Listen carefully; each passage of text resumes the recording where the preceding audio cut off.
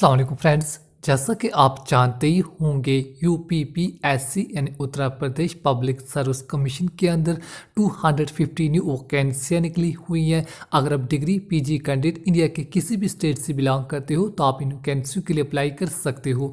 अगर अप्लाई करना चाहते हो उसका ऑनलाइन फॉर्म कैसे फिलअप करें, आज आपको मैं स्टेप बाय स्टेप करके ऑनलाइन फॉर्म फिलअप करके बताने वाला हूँ। अगर अप्लाई करना चाहते हो साइट का लिंक और फुल डिटेल के साथ नीचे डिस्क्रिप्शन में लिंक देने की कोशिश करूँगा।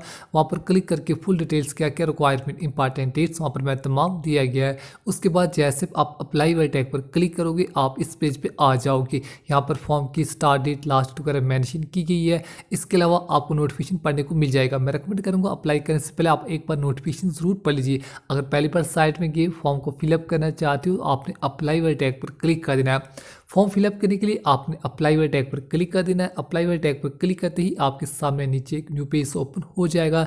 यहाँ पर pay scale, upper age limit, lower age limit, form की start date, last date, total number of post आपके ऊपर शो हो जाएंगी। उसके आगे ऑप्शन देख रहे हो रजिस्टर। अब आपने रजिस्टर वाले टैग पर क्लिक कर देना है। अगर आप पहली बार साइट में गए फॉर्म को फिलअप करना चाहते हो तो आप अपने रजिस्टर वाले टैग पर क्लिक कर देना है। जैसे रजिस्टर वाले टैग पर क्लिक करोगे आपके सामने फिर से एक न्यू पेज ओपन हो जाएगा। यहाँ पर पूछा गया है कि आपने पहले यूपीपीएससी में कभी अप्लाई किया है तो आप पर यस मेंशन कर सकते हो। अगर आप फ्रेश कैंडिडेट हो पहली बार साइट में गए तो आप पर नो मेंशन कीजिए। आप अपने अकॉर्डिंग यस या नो में मेंशन कर सकते हो। चलिए मेरे केस में मैं फ्रेश कैंडिडेट पर नो ही आएगा, आप अपने अकॉर्डिंग मेंशन कर सकते हो। यस नो में मेंशन करने के बाद आपके सामने फर्स्ट पेज ओपन हो जाएगा।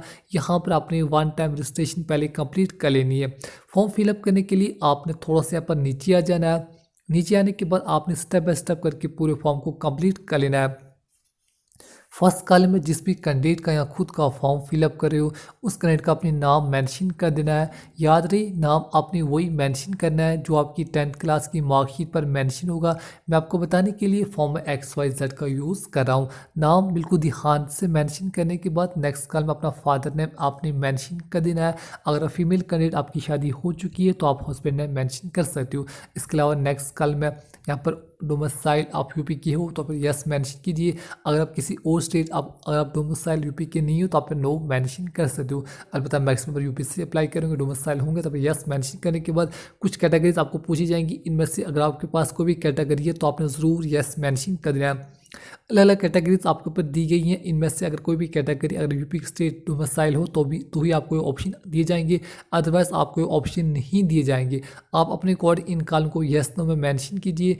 यस नो में कॉलम मेंशन करने के बाद नीचे यहाँ पर चलिए आधा कुछ काम अपने यस नो में मेंशन उत्तर प्रदेश एम्प्लॉयमेंट, अगर आप एम्प्लॉयमेंट उत्तर प्रदेश की ऑलरेडी से एम्प्लॉयमेंट हो तो यस मेंशन कीजिए। अलबत्ता मेरे केस यहाँ पर भी नो ही आ रहा, आप अपने अकॉर्डिंग इन कॉलम को मेंशन कीजिए। इसके अलावा नेक्स्ट कॉलम में पब्लिक सर्विस कमीशन, चलिए यहाँ पर भी मेरे केस में पर नो ही आ रहा। आप इन तमाम कॉलम को एक पर ज़रूर पढ़ लीजिए। आपके केस में कहीं भी यस आ रहा तो आप यस ज़रूर मेंशन कीजिए। इसके अलावा अलग अलग कैटेगरीज आपको दी गई हैं। अगर आपके पास कोई भी कैटेगरी है तो आपने कैटेगरी को ज़रूर मेंशन कर देना है, अदरवाइज आप जनरल में अप्लाई कर सकते हो। आप अपने अकॉर्डिंग कैटेगरी को मेंशन कीजिए। अगर आपके पास कोई कैटेगरी नहीं है तो आपको ऑप्शन दिया जाए EWS कैटेगरी, अगर आपके पास है तो आप फिर यस मेंशन कीजिए। अगर नहीं है तो आप यहाँ पर भी नो मेंशन कर सकते हो। याद रखिए अगर आपके पास EWS कैटेगरी है तो आपने ज़रूर से यस मेंशन कर देना है। नेक्स्ट जिस भी कैंडिडेट का फॉर्म फिलअप करे उसके अपने डेट ऑफ बर्थ को मेंशन कर देना है। फर्स्ट कॉलम में डेट, सेकंड कॉलम में मंथ एंड थर्ड कॉलम में ईयर ऑफ बर्थ आपने सिलेक्ट कर लेनी है। डेट ऑफ बर्थ बिल्कुल ध्यान से मेंशन कीजिए। Date, month and year of birth mention करने के बाद आप यहाँ चलिए पर डेट ऑफ बर्थ मेंशन करने के बाद मेल या फीमेल कैंडिडेट जो भी फॉर्म को फिलअप कर रहा है या रही आप मेंशन कर देना है। बोथ मेल फीमेल इन पोस्टों के लिए आप अप्लाई कर सकते हो। इसके अलावा मैड अनमैड करने के बाद मोबाइल जिस भी कैंडिडेट का फॉर्म फिलअप करे उसका अपने 10 डिजिट मोबाइल नंबर मेंशन कर देना है। 10 डिजिट मोबाइल नंबर मेंशन करने के बाद नेक्स्ट कॉल में अपने कैंडिडेट जिस कैंडिडेट का फॉर्म फिलअप करे हो उसके अपनी ईमेल आईडी को मेंशन कर देना है। याद रही मोबाइल नंबर ईमेल आईडी आपने ठीक से मेंशन करना है। इसी पर आपको तमाम इन्फॉर्मेशन बाद में दी जाएगी। Mobile number email ID fill up करने के बाद आपने नीचे आ जाना है। नीचे आपकी जो भी क्वालिफिकेशन टेस्ट आपसे पूछी जाएगी। अब आपने हाई स्कूल किस बोर्ड से आपने पास किया, इंडिया के लगभग तमाम के तमाम बोर्ड आपको शो जाएंगे। अब आपने जिस भी बोर्ड से अपने high school and 10th class pass किया उस बोर्ड का अपने नाम मेंशन कर देना है। बोर्ड का नाम मेंशन करने के बाद year of passing, 10th class की ईयर ऑफ पासिंग आपकी 10th क्लास की मार्कशीट पर मेंशन होगी। सेम टू सेम आपने वही मेंशन कर देना है। ईयर ऑफ पासिंग आपकी मार्कशीट पर मेंशन होगी।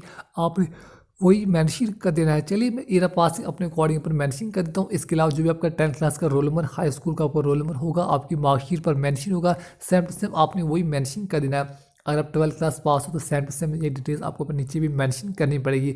आपने किस बोर्ड से अपने 12th क्लास पास किया, बोर्ड का अपने नाम मेंशन कर देना है। इंडिया के लगभग तमाम के तमाम बोर्ड आपको दिए गए हैं। अगर आप इनमें से आपका नाम नहीं है तो आप अदर करके मेंशन कर सकते हो।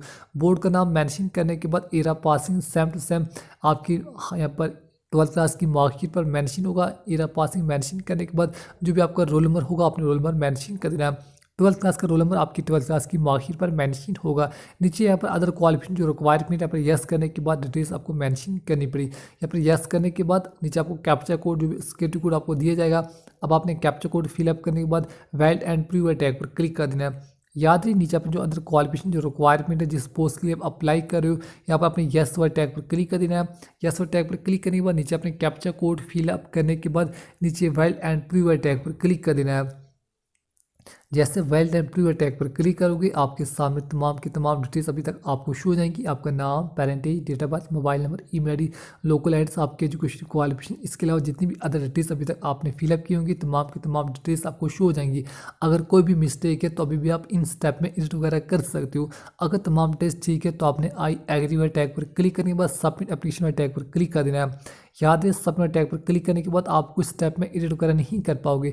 अगर तमाम टेस्ट ठीक है तो ही आपने सबमिट एप्लीकेशन वाले टैग पर क्लिक कर देना है। जैसे आप सबमिट एप्लीकेशन वाले टैग पर क्लिक करोगे, आपका फॉर्म, आपकी वन टाइम रजिस्ट्रेशन कंप्लीट हो जाएगी। Congratulation, you have be registered successful. आपकी वन टाइम रजिस्ट्रेशन यहाँ पर सक्सेसफुली हो चुकी है। आपको रजिस्ट्रेशन नंबर दिया जाएगा, आपने रजिस्ट्रेशन नंबर को नोट डाउन कर लेना है। रजिस्ट्रेशन नंबर नोट डाउन करने के बाद आपने नीचे आ जाना है। नीचे अब आपको इसकी पेमेंट वगैरह करनी पड़ेगी। जो डिटेल्स आपने पहले मेंशन की होगी, तमाम की तमाम डिटेल्स आपको शो हो जाएंगी।